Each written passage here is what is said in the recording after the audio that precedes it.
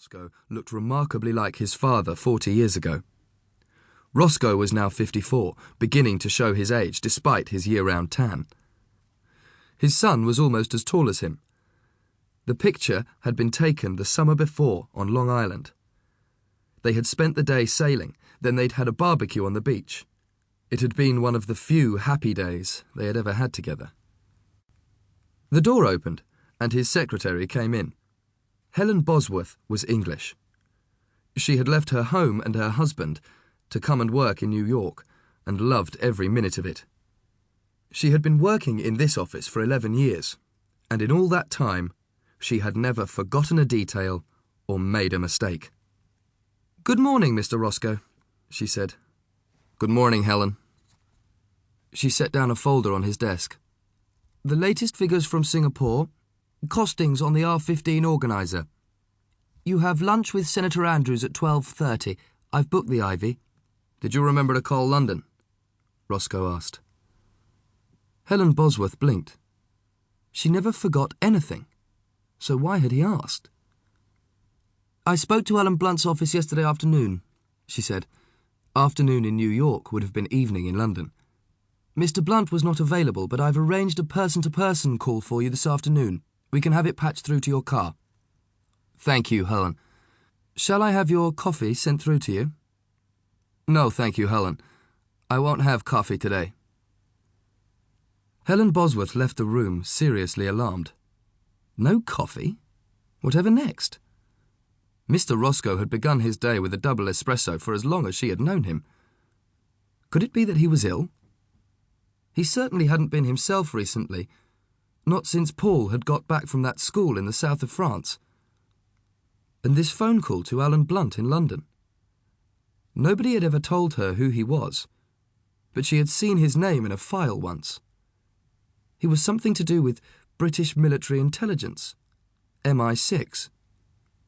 What was Mr. Roscoe doing talking to a spy? Helen Bosworth returned to her office and soothed her nerves. Not with a coffee, she couldn't stand the stuff, but with a refreshing cup of English breakfast tea. Something very strange was going on, and she didn't like it. She didn't like it at all.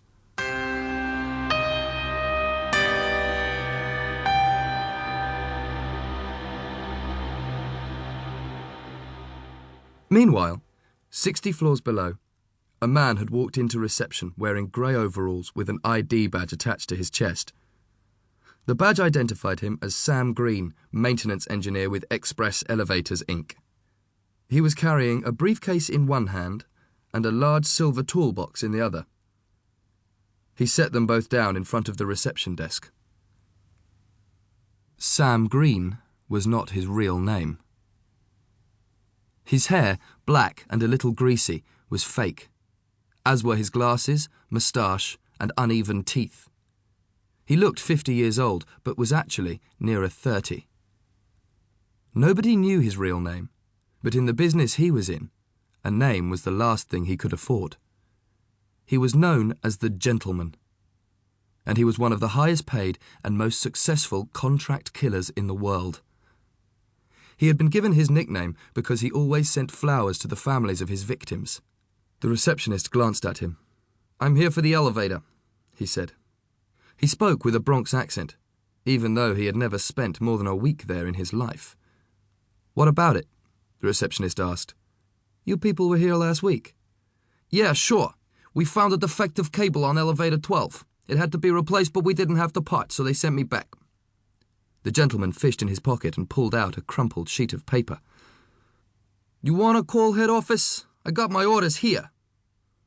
If the receptionist had called Express Elevators, Inc., he would have discovered that they did indeed employ a Sam Green, although he hadn't shown up for work for 2 days. This was because the real Sam Green was at the bottom of the Hudson River with a knife in his back and a 20-pound block of concrete attached to his feet. But the receptionist didn't make the call. The gentleman had guessed he wouldn't bother. After all, the lifts were always breaking down. There were engineers in and out the whole time. What difference would one more make? The receptionist jerked a thumb. "Go ahead," he said. The gentleman put away the letter, picked up his case and his tool.